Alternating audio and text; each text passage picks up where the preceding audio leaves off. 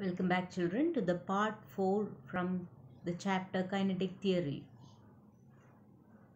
Here we are going to discuss about the specific heat capacities of gases and the mean free path. Monatomic gases will have only translational degrees of freedom.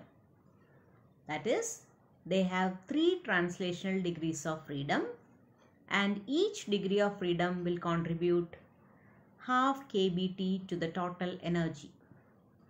Therefore, the 3 degrees of freedom will contribute 3 into half kBT, which is 3 by 2 kBT. We know that the total internal energy of 1 mole of a gas is U is equivalent to 3 by 2 N kBT. If there are Avogadro number of particles or 1 mole of a gas is taken, then the total internal energy U will be 3 by 2 into Na into kBT, where Na represents Avogadro number.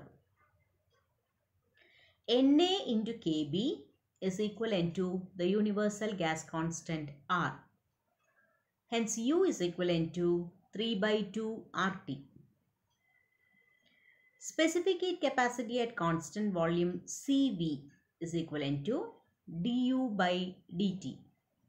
That is d by dt of 3 by 2 RT, which is 3 by 2 R. For an ideal gas, Cp minus Cv is equivalent to R, or Cp is equivalent to R plus Cv. That is R plus 3 by 2 R, which is 5 by 2 R.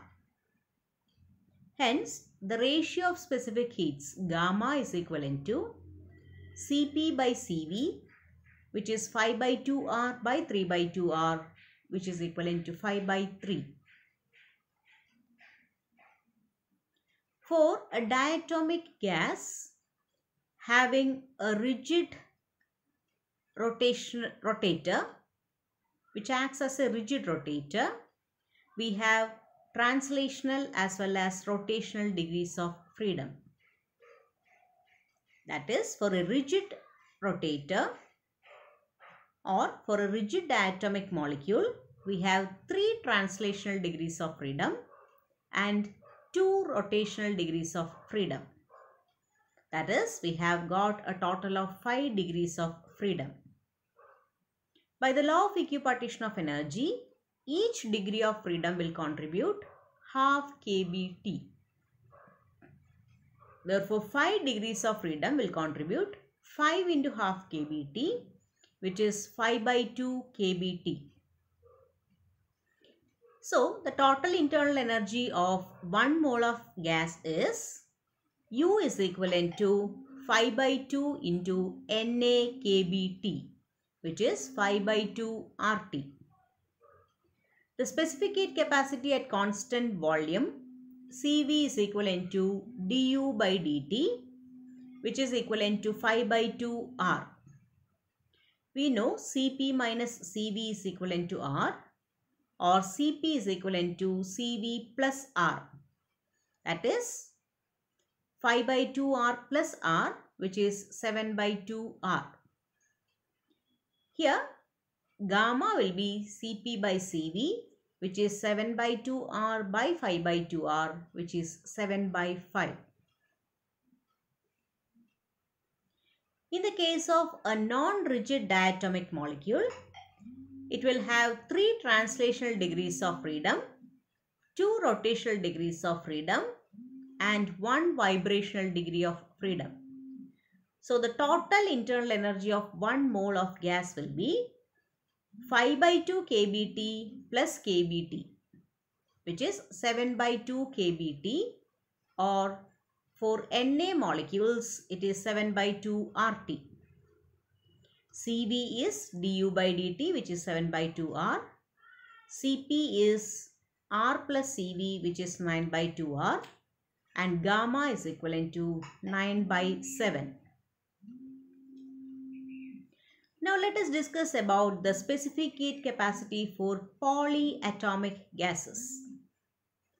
Polyatomic gases will have 3 translational degrees of freedom, 3 rotational degrees of freedom, and F number of vibrational modes. So total internal energy of 1 mole of gas will be 3 into half kBT plus 3 into half kBT plus F into kBT, the whole into Na. That is 3 plus F into Na kBT, which is 3 plus F into RT. Cv will be 3 plus F into R. Cp will be 4 plus F into R, and gamma is equivalent to 4 plus F divided by 3 plus F. Now considering the case of solids, consider n atoms in a solid and the contribution of these atoms will be from vibrational degree of freedom. We have a contribution of kBT, and in the case of three-dimensional motion, the average energy will be 3 kBT. Therefore, total internal energy of 1 mole of a solid will be 3 kBT into Na, which is 3 RT. We know at constant pressure, change in volume is very less in the case of solids. Hence, we can take delta V is equivalent to 0 or delta Q approximately equivalent to delta U.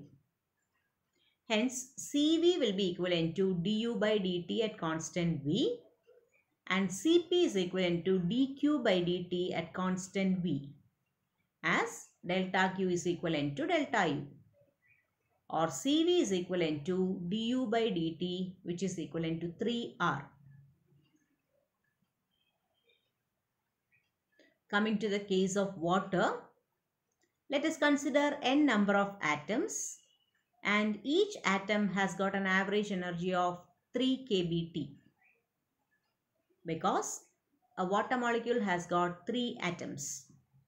So total internal energy will be U is equivalent to 3 kBT into 3 into Na, which is 9 Na kBT, which is 9 RT.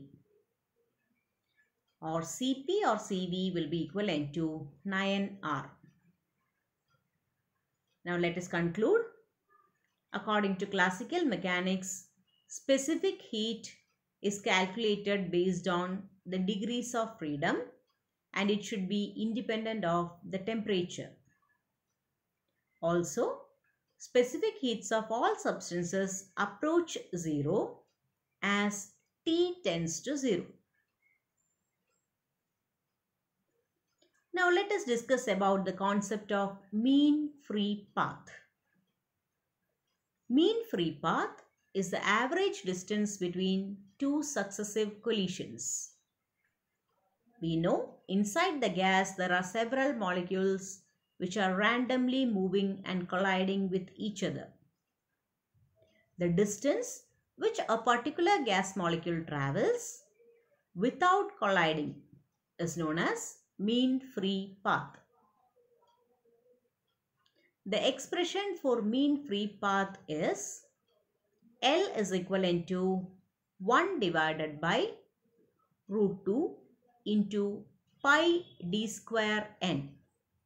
Here d is the diameter of the spherical molecule, n is the number of molecules per unit volume, and pi is a constant. From this we can conclude that mean free path depends inversely on the number density and also inversely on the size of the molecule. Hope you have got an idea about specific heats and also mean free path. Thank you, dear students.